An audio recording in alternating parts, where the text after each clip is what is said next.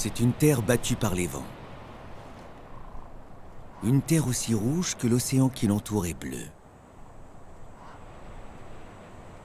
Ici, l'eau, l'air et la roche s'affrontent dans un maelstrom de matière, de formes et de couleurs.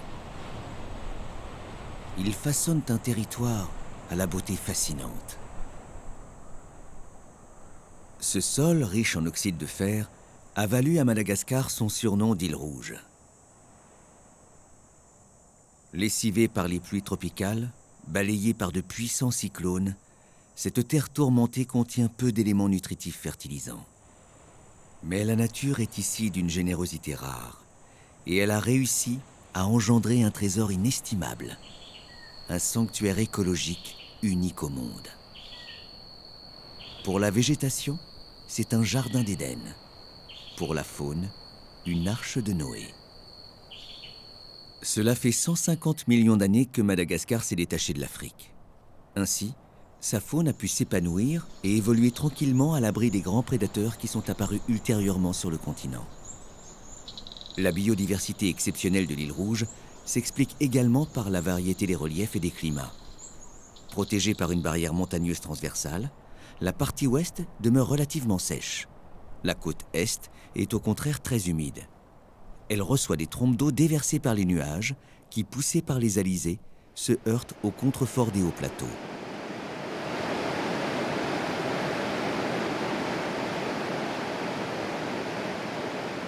Cette pluviométrie abondante a donné naissance à un couloir forestier luxuriant.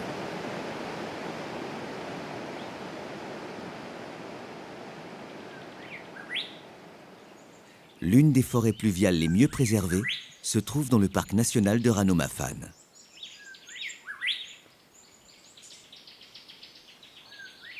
Au petit matin, les lémuriens nocturnes s'apprêtent à dormir. Pour ce couple de lépilémures, l'heure est à la toilette et à la surveillance des lieux. Mieux vaut s'assurer que tout soit calme avant de sombrer dans le sommeil.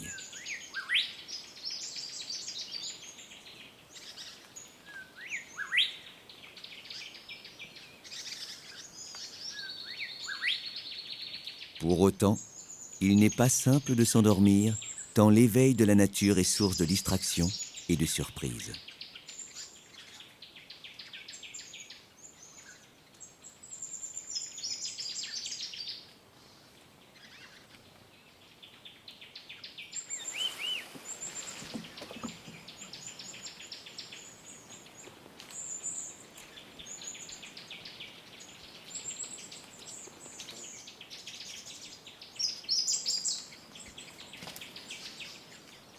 L'agilité du sifaka de Milne Edwards n'a rien à envier à celle des singes. Mais tous deux appartiennent à des branches bien distinctes de l'évolution. En effet, les premiers lémuriens sont arrivés sur la côte ouest de l'île Rouge il y a 60 millions d'années environ, en étant portés par des débris végétaux que drainaient alors les courants marins. Madagascar n'ayant pas vu naître de grands fauves, les lémuriens ont pu évoluer bien plus tranquillement que leurs cousins d'Afrique, d'Amérique et d'Asie.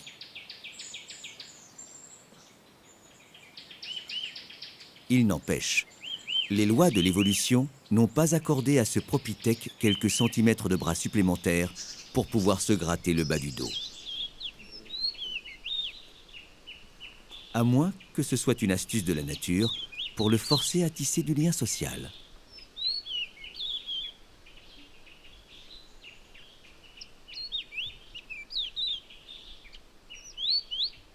Les jeunes lémuriens découvrent le monde d'en haut, fermement accrochés au ventre de leur mère. Une position instructive pour apprendre à s'agripper et à utiliser ses 20 doigts. Malheureusement, la mortalité infantile est très élevée chez cette espèce. Plus de la moitié des jeunes mourront avant d'atteindre leur maturité sexuelle.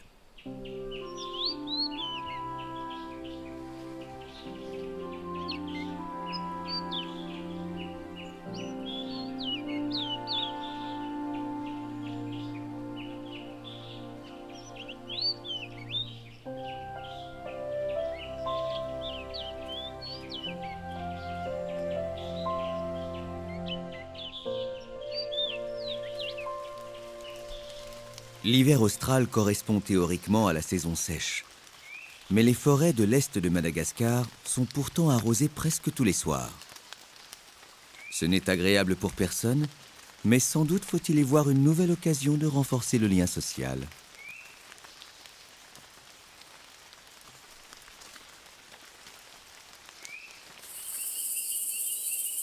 La nuit, les caméléons choisissent une branche correspondant à leur couleur pour dormir en toute discrétion. La peau de ces reptiles change beaucoup moins de couleur que ne le prétend la croyance populaire. C'est surtout grâce à la sélection d'un endroit propice que les caméléons se fondent dans le décor. Madagascar abrite à elle seule près de la moitié des 197 espèces de caméléons recensées dans le monde, notamment la plus petite et la plus grosse. Autrement plus fringant est le microcèbe. Ce petit lémurien nocturne se nourrit d'insectes, mais également de fruits et de nectar. Sa petite taille le rendant très vulnérable, il demeure toujours aux aguets. Il a maintes occasions de constater que les nuits malgaches sont peuplées d'étranges créatures.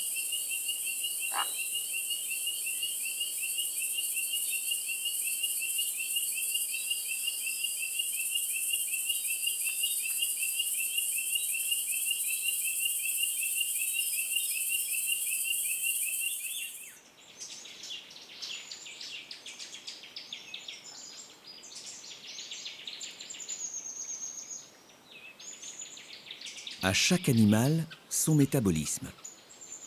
Si le Phelsuma a besoin de soleil, le grand apalémur, lui, se nourrit exclusivement de bambou.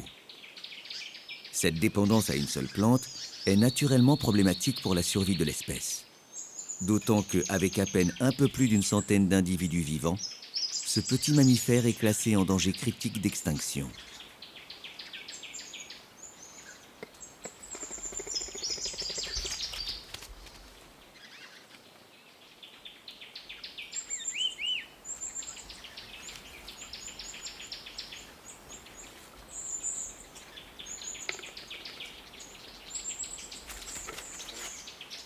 Chose surprenante, la quantité de bambou qu'il ingère quotidiennement contient suffisamment de cyanure pour tuer n'importe quel autre animal. Son organisme s'est donc immunisé contre ce poison. Pour s'en convaincre, il suffit de voir avec quelle délectation il épluche sa trouvaille.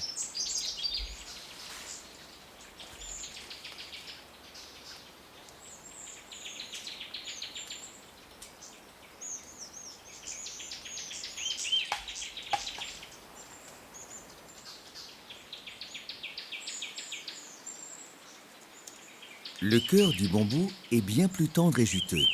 Aussi faut-il prendre un peu de temps pour le décortiquer.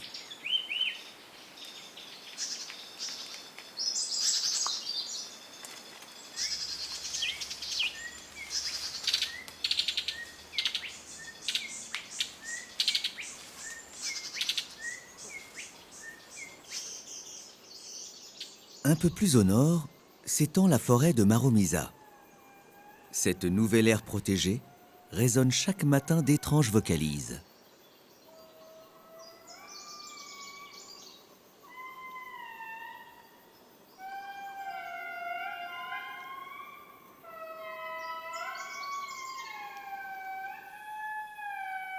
Quels drôles d'oiseaux peuvent bien émettre cette complainte?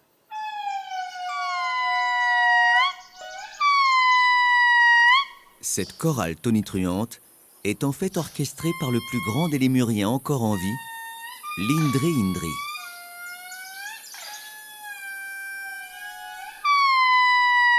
Le chant des uns entraînant le chant des autres, une véritable cacophonie retentit bientôt, audible à plus d'1 kilomètre. Chaque matin, les groupes familiaux d'Indri marquent ainsi leur territoire. Ils se positionnent les uns aux autres pour se répartir de façon homogène dans la forêt. Cela diminue les problèmes de concurrence alimentaire. Pesant jusqu'à 8 kilos, ce beau lémurien aux yeux verts a besoin d'une grande variété de branches, de fruits et de feuilles pour équilibrer son régime alimentaire. La recherche de la nourriture adéquate occupe l'essentiel de ses journées.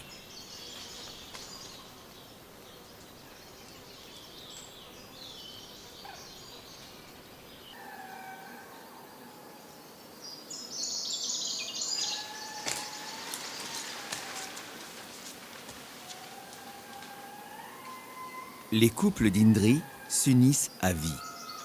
Les témoignages d'affection sont donc indispensables pour entretenir la flamme.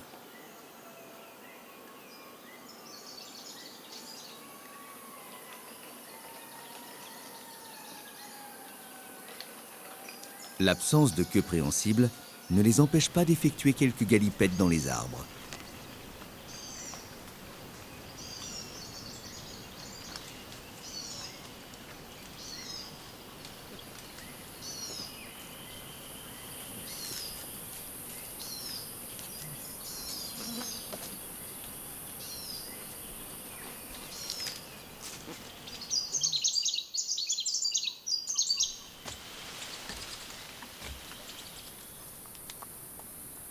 L'Indri avale parfois un peu de terre afin d'aider sa digestion en neutralisant les toxines des plantes qu'il ingère.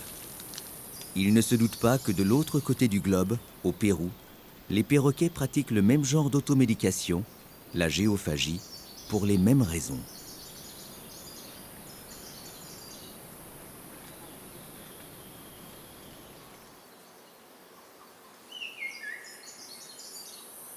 Le calme est enfin revenu dans la forêt. Réveillés dès l'aube par leurs tonitruants voisins, les propithèques à diadème aspirent à une petite sieste digestive.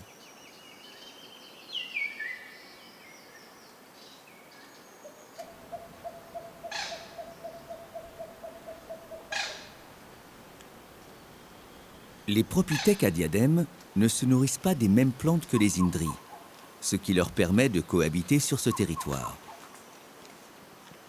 Ils vivent en groupe de 8 individus environ. Comme souvent chez les lémuriens, les femelles sont socialement dominantes. Pas suffisamment toutefois pour que les moucherons les laissent tranquilles.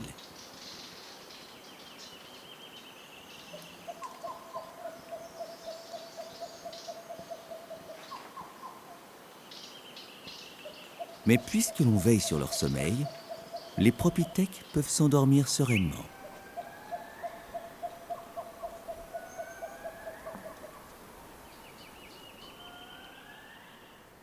Au fur et à mesure que l'on s'enfonce vers l'ouest, l'altitude augmente, le climat se dessèche et la végétation se raréfie.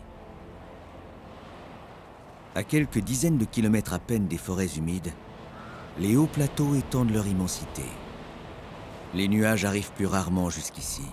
Les paysages n'en sont que plus austères. Fouettés par un vent sec, les plantes restent rabougries.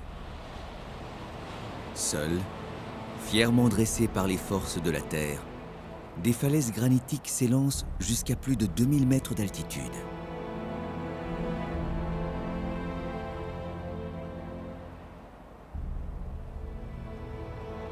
Au pied des falaises, l'eau de ruissellement a permis l'émergence d'une petite forêt. Cette oasis isolée abrite quelques familles de makikata.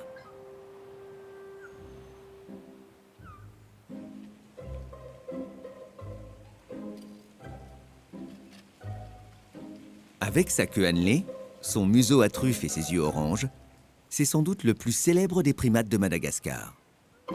En effet, le grand public peut le voir dans la plupart des zoos du monde, car c'est l'un des seuls lémuriens à supporter la captivité.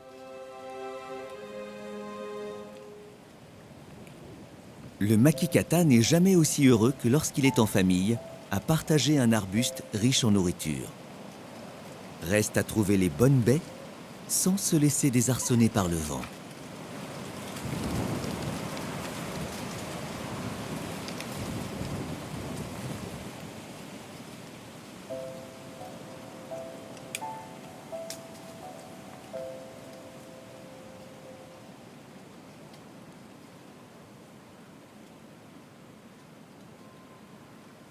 Les baies non consommées régaleront le pigeon vert de Madagascar. Tout comme le makikata, il dissémine les graines dans ses fientes, ce qui participe à l'ensemencement de la forêt. Car les graines poussent d'autant mieux qu'elles germent dans un engrais naturel. Les forêts de l'ouest malgache sont riches en baobabs. Madagascar profite de 6 espèces pour une seule sur tout le continent africain. Les troncs enlacés sont surnommés baobabs amoureux. Les forêts sèches sont majoritairement constitués d'arbustes à feuilles caduques. Ce fouillis végétal permet aux oiseaux de se cacher.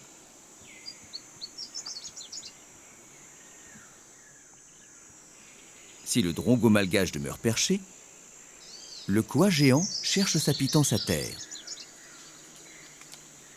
Son cousin, le koa huppé, trouve ce qu'il lui faut dans l'écorce des branches. Chercher la nourriture au sol est d'autant plus dangereux que nous sommes sur le territoire du redoutable fossa. C'est le plus grand prédateur de Madagascar et son repas se compose à 50% de lémurien, même si celui-ci a jeté son dévolu sur un passereau. Cet animal endémique de l'île Rouge ressemble à un petit puma, mais il n'a pu être classé dans l'ordre des félins, tant ses caractéristiques uniques interrogent les chercheurs. Son étude est d'autant plus difficile que c'est un animal extrêmement discret, donc difficile à observer. Le danger écarté, le sifaka de Véro peut se montrer.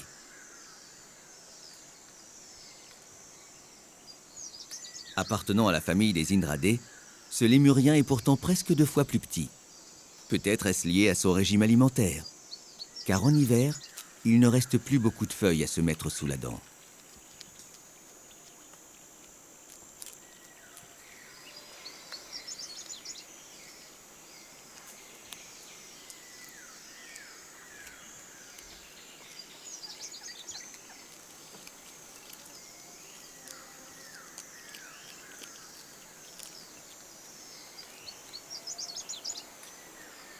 Au nord du fleuve Manambolo, la forêt se montre plus généreuse, les arbres plus majestueux. Les lémurs à front roux s'y sentent d'autant plus protégés qu'ils sont entourés de rochers acérés formant une protection naturelle.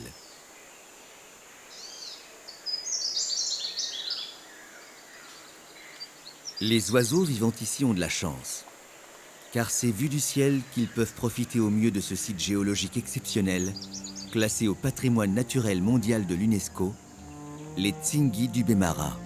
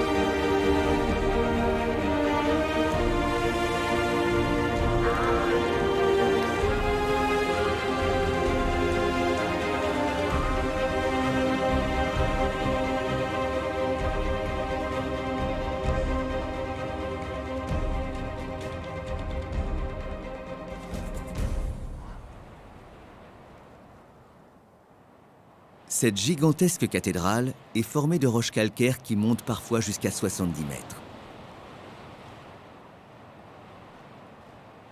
Tranchantes comme des rasoirs, les arêtes déchiquetées rendent ce paysage particulièrement inhospitalier. Au pied des tours de pierre, des forêts touffues aux feuilles persistantes se sont développées. Ces oasis de verdure sont protégées du vent et gardent leur humidité. Ils constituent donc un bon refuge pour les lémuriens. Le sifaka de Van der Decken est ici chez lui. Preuve de sa bonne adaptation à son milieu, la peau de son arrière-train et de ses pieds résiste aux tranchants des éperons rocheux. Lorsqu'il s'agit de se reposer, les branches d'arbres sont néanmoins plus confortables.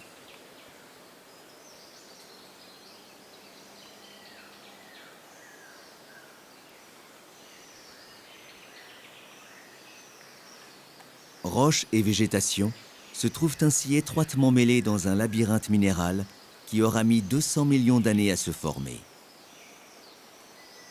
À l'origine, la couche calcaire sous-marine s'est soulevée, puis a été creusée à sa base par des infiltrations d'eau et à son sommet, plus tendre, par l'érosion.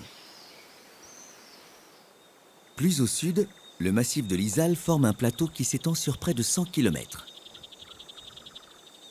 La falaise dressée sur le front oriental lui donne l'apparence d'une immense forteresse.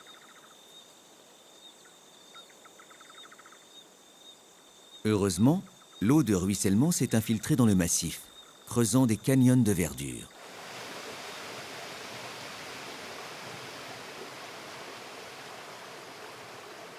Cette oasis de fraîcheur offre un petit coin de paradis qui n'a pas échappé aux Lémuriens. Les Makikata sont familiers des lieux, au point d'avoir donné leur nom à l'un de ces canyons.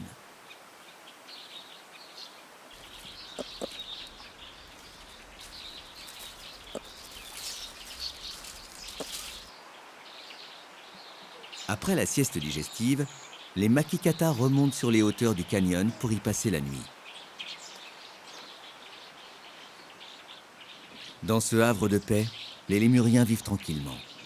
Mais ce territoire est étroit et isolé. Il ne leur offre donc aucune possibilité de migrer ailleurs en cas de danger.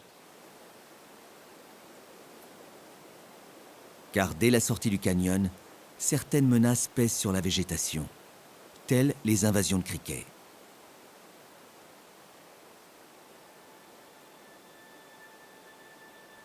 Des nuages de millions d'individus s'abattent, dans un silence étonnant, sur les plantes et les cultures.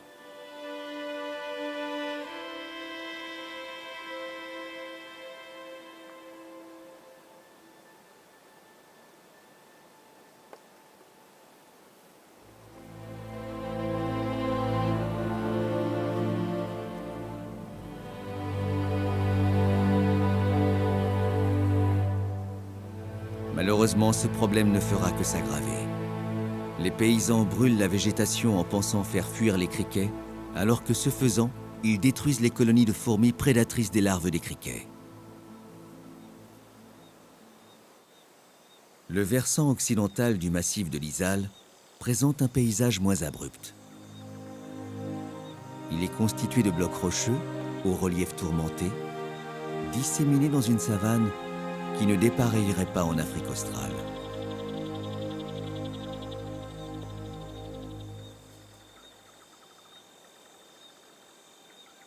On s'attendrait presque à voir une gazelle ou une lionne émerger des herbes sèches. Mais ces animaux n'existent pas à Madagascar. Et c'est tant mieux. Car le soir, lorsque la savane se pare de ses plus belles couleurs, la beauté des paysages nous rappelle que la nature a établi ici un écosystème unique au monde.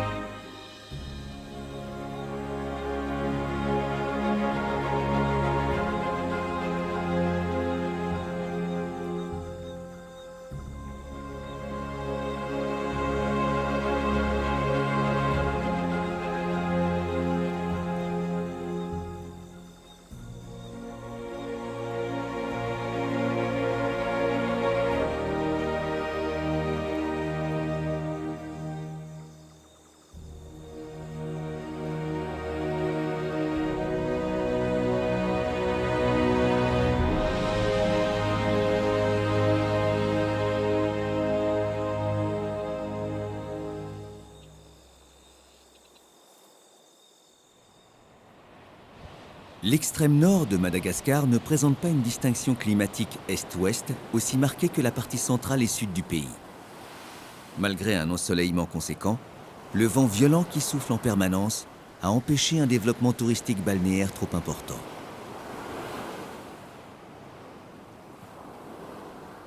Certaines zones sont classées en réserve marine afin de protéger les massifs coralliens et la vie colorée qu'ils accueillent.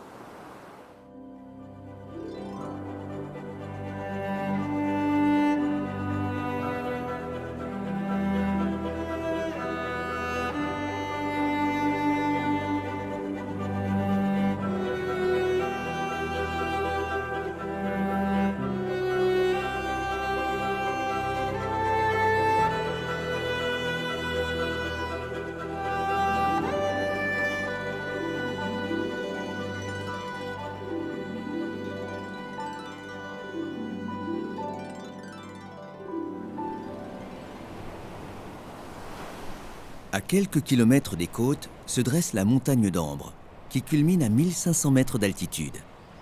Bénéficiant d'un microclimat plus humide que le reste de la région, une magnifique forêt pluviale recouvre les reliefs de cet ancien massif volcanique. La singularité et la richesse du lieu a motivé la création de ce qui fut le premier parc naturel de Madagascar en 1958. Pour ne pas spolier les habitants des villages riverains, il a été convenu de leur reverser 50% des recettes du parc par le biais de financement de projets de développement économique. L'autre moitié sert naturellement à assurer la protection des zones boisées et l'accueil des visiteurs. La forêt de la montagne d'Ambre est ainsi correctement préservée. Près de 1000 espèces végétales ont été recensées, dont de très nombreuses plantes aux vertus médicinales.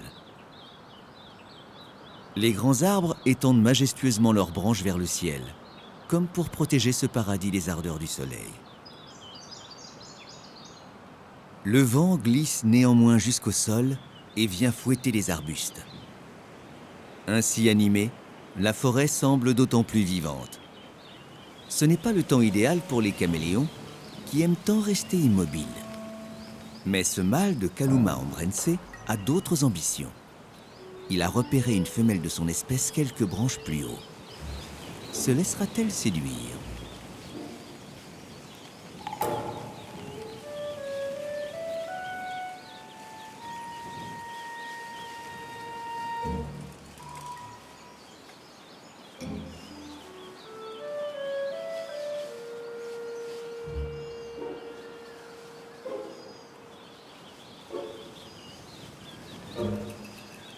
La belle conserve ses distances, mais au moins elle l'a remarqué.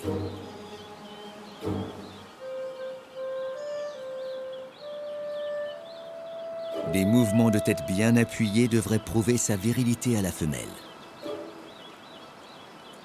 Mais celle-ci feint l'indifférence.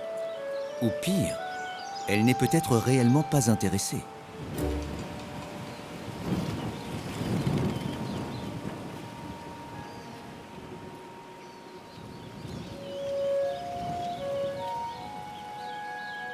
Quoi qu'il en soit, avec ce vent, elle ne sera pas facile à attraper. Et puis, des femelles, il en trouvera d'autres, de meilleures compositions.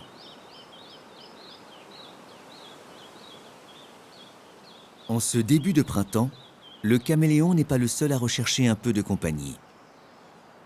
Cette mangouste à queue annelée aura-t-elle plus de succès ?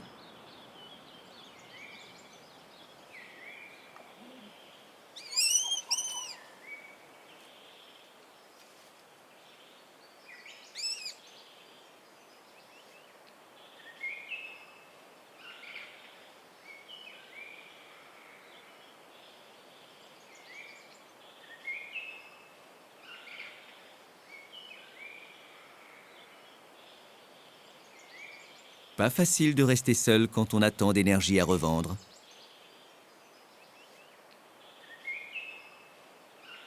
Certaines fleurs sont convoitées par les lémuriens à tête couronnée.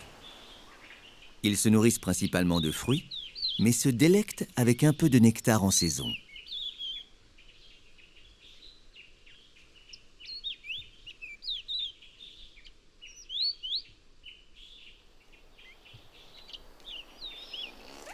Les jeunes ont la faculté de s'agripper au ventre de leur mère tout en étant assoupis. Elle peut ainsi veiller sur eux en permanence. Il suffirait d'un moment d'inattention pour qu'une mangouste grimpe à un arbre et s'attaque à son petit. Plutôt que la fuite, elle préfère tenter l'intimidation et sait qu'elle peut compter sur la solidarité de son groupe.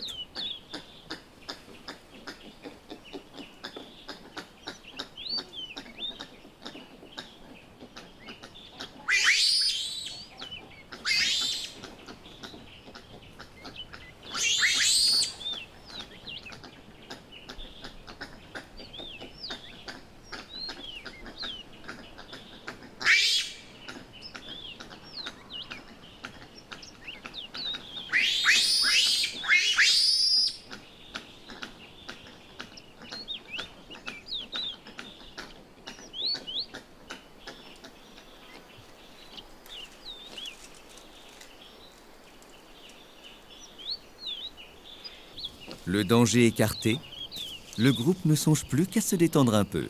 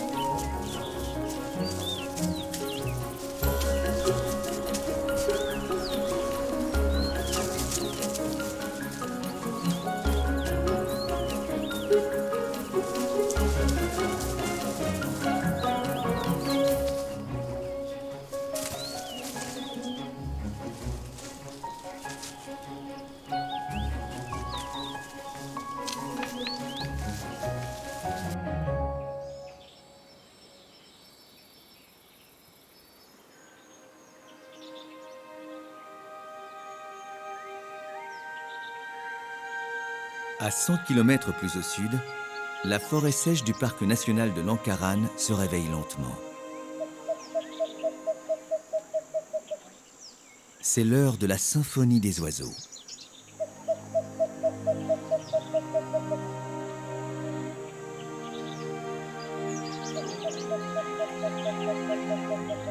Un criquet fait office de petit déjeuner pour le drongo malgache. Avec ses faux airs de colibri, le swimanga est en fait un passereau qui se nourrit essentiellement de nectar. De leur côté, le koukaltoulou, le chitrek malgache, l'artami azuré, le chama et le vanga écorcheur se réveillent tranquillement.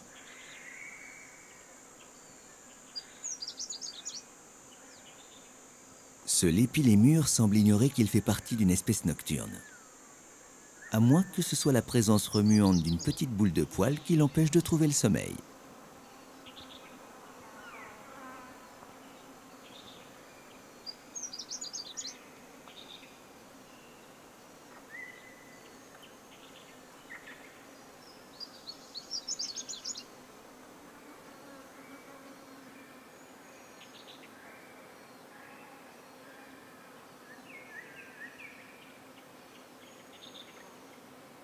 À Madagascar, certaines espèces de geckos sont diurnes, tels les Phelsuma grandis. Ils sont aussi voyants sur l'écorce que leurs cousins nocturnes, les uroplates, sont invisibles. Hormis cela, ils s'en distinguent également par de grandes pupilles rondes et un sourire permanent, qui leur confère une allure sympathique.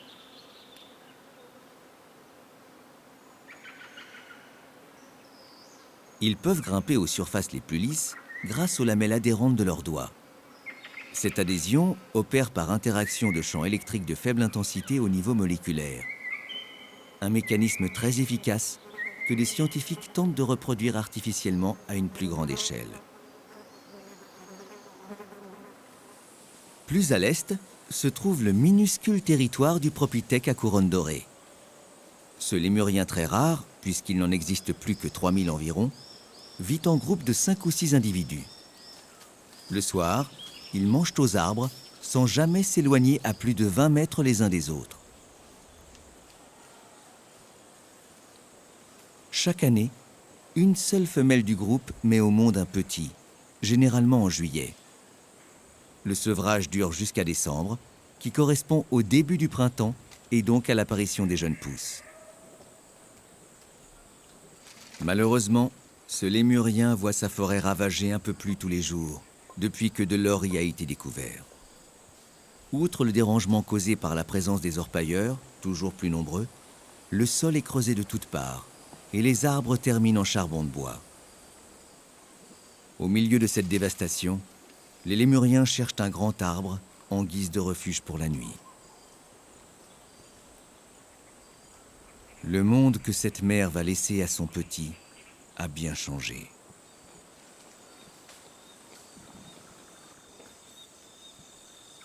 Heureusement, Chaque soir, le spectacle fascinant du coucher de soleil redonne un peu d'espoir. Tant de beauté est-elle vraiment condamnée à disparaître?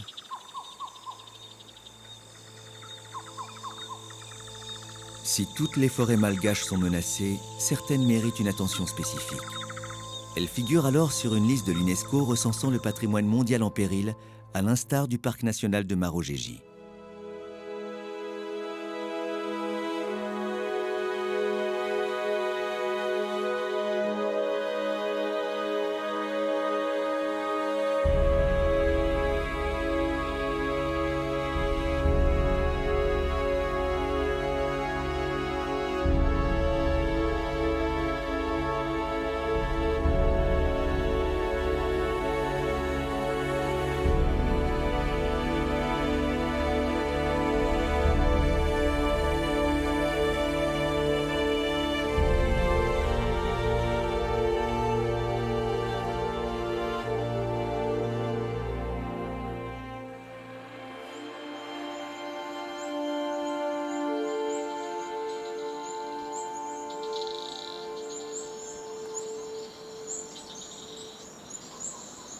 Ce paysage auréolé de mystère est constitué d'une végétation particulièrement variée.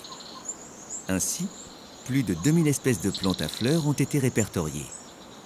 Cette flore extrêmement riche s'explique notamment par le relief et la variété des microclimats que cela occasionne. Dans cet océan de verdure, le magnifique bec bleu de l'oricère de Prévost se remarque aisément. Parmi cet enchevêtrement de branches et de lianes, il est moins facile de remarquer le boa arboricole.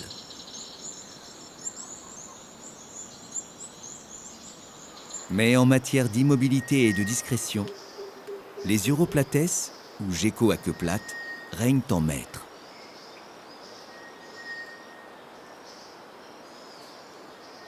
Pour dormir, ils choisissent toujours un support correspondant à la couleur et à la texture de leur peau. Ils s'installent alors la tête en bas et demeurent figés jusqu'à la nuit. Certains caméléons, comme ceux de la famille des Brookesia, sont à peine plus gros que les insectes. Ils vivent à terre, ce qui correspond mieux à leur couleur marron, tandis que les caméléons arboricoles sont plutôt dans les teintes vertes ou jaunes.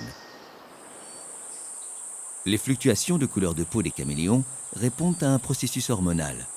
Cela leur sert à communiquer leur humeur, séduire les femelles ou témoigner de leur stress.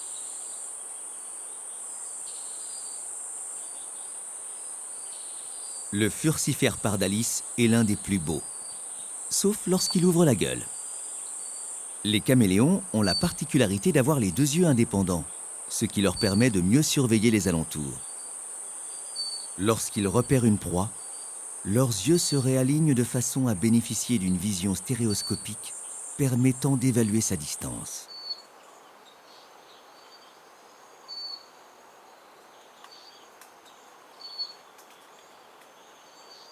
Il déploie sa langue à la vitesse de l'éclair.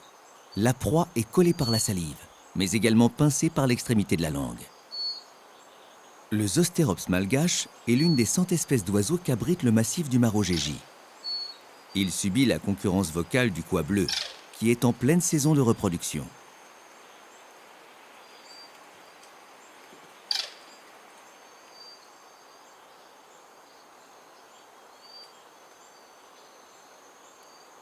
La forêt héberge également l'une des 3 espèces de lémuriens les plus rares de Madagascar, classées en danger critique d'extinction et dont il reste moins de 1000 individus aujourd'hui, le Sifaka soyeux. Avec sa belle fourrure blanche, c'est un animal aussi élégant qu'attachant qui dégage beaucoup de douceur et de tendresse.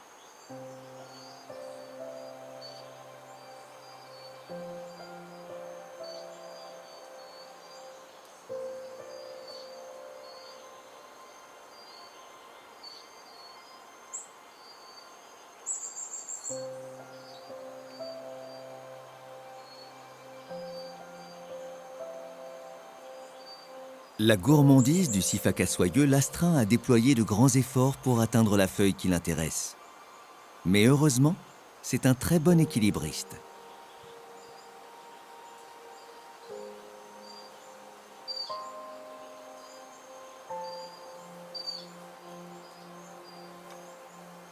Lorsqu'il ne mange pas, le sifaka soyeux se repose, joue ou va témoigner d'un peu d'affection à sa partenaire.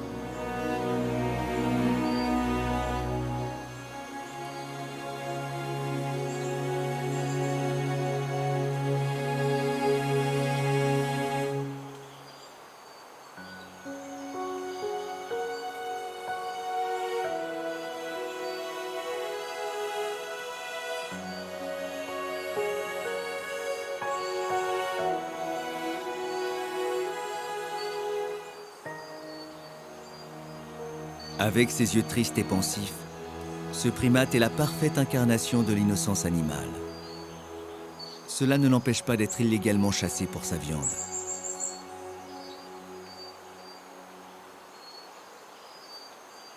Le soir, souvent, les nuages redescendent.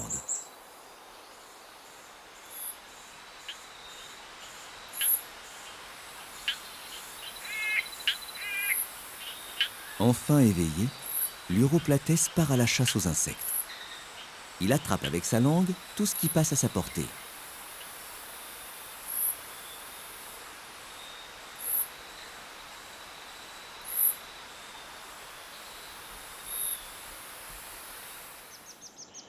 Puis le soleil se lève à nouveau, immanquablement, d'abord au sommet de la montagne.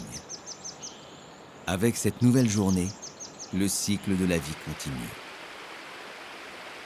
Les rivières abreuvent le sol. La photosynthèse alimente une végétation luxuriante, laquelle à son tour nourrit les êtres qui y vivent. Mais pour combien de temps encore? Les Lémuriens ont vécu 600 000 siècles à Madagascar, mais verront-ils le prochain?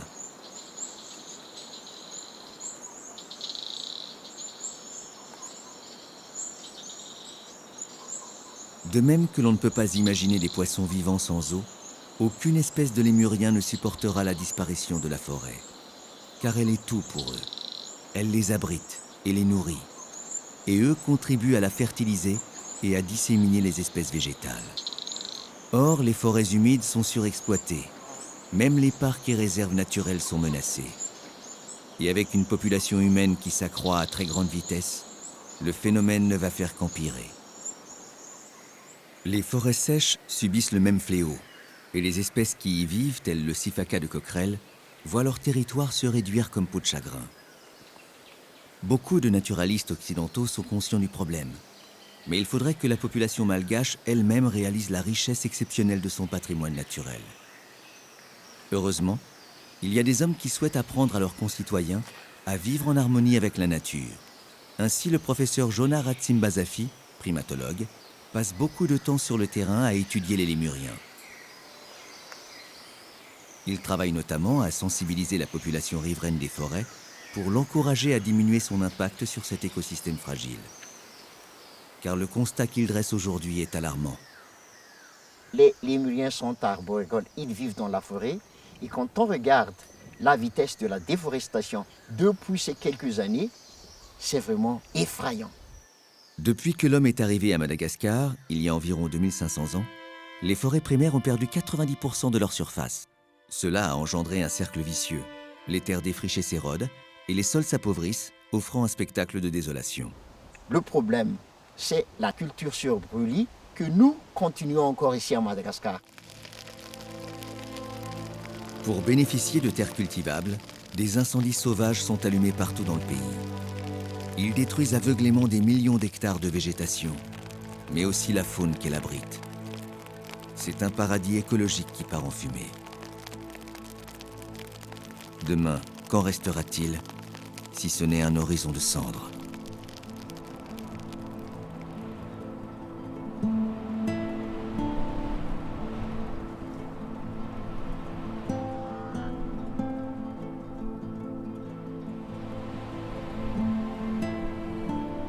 Au printemps, le ciel malgache est opacifié par une fumée jaune. Un phénomène qui ne fait qu'accroître l'effet de serre.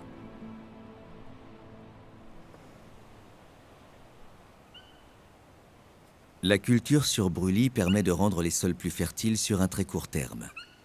Une herbe verte pousse rapidement, permettant de nourrir les ébus. Mais ensuite, le sol est épuisé et abandonné. Il faut alors brûler ailleurs.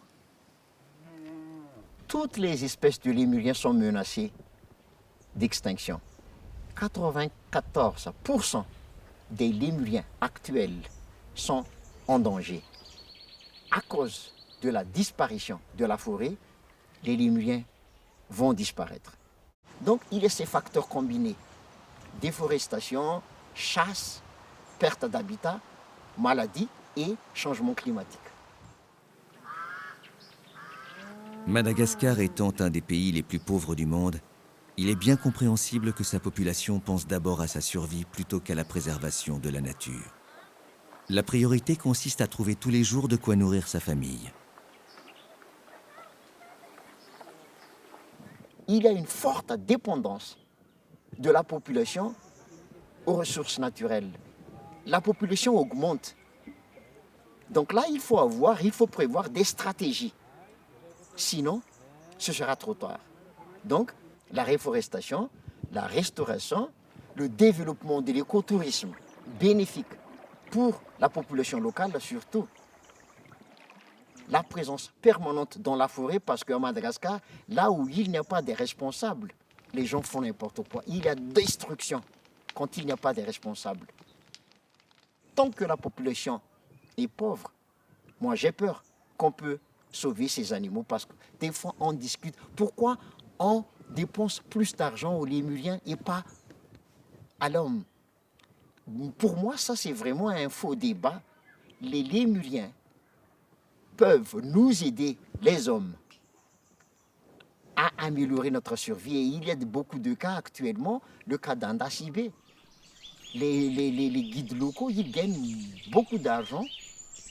Donc il faut développer cette industrie écotouristique. Les gens ne viennent pas visiter Madagascar pour voir un lémurien mort ou pour visiter des forêts vides. Les gens viennent à Madagascar pour voir les lémuriens vivants. Et qui bénéficie si les gens viennent voir ces lémuriens? Ce sont nous, la population locale, les Malgaches. Donc là, ça c'est une survie. Ça c'est la survie de toute une nation. Et j'espère que ce n'est pas encore tard. Il faut que les gens se sentent qu'ils sont responsables, que ça leur appartient, ça leur donne des bénéfices directs. Nous ne sommes pas condamnés à répéter les erreurs de nos parents. Nous, les humains de cette époque, il ne faut pas égoïstes. Nous sommes très chanceux de voir ces lémuriens, ces oiseaux, ces caméléons, et demain, peut-être nos générations, il n'aura plus les chances de les voir. Si nous aimons vraiment notre pays, nos animaux, la nature, il faut que nous tous, il faut agir en harmonie ensemble, parce que moi je crois que les lémuriens et les autres animaux peuvent coexister en harmonie avec nous, les humains. Madagascar dispose d'une richesse écologique inestimable, d'une biodiversité exceptionnelle. Préserver ce trésor vert permettra de léguer aux générations futures des ressources dont elles auront besoin. Sans oublier que si ce patrimoine est avant tout le leur, c'est aussi celui de l'humanité tout entière.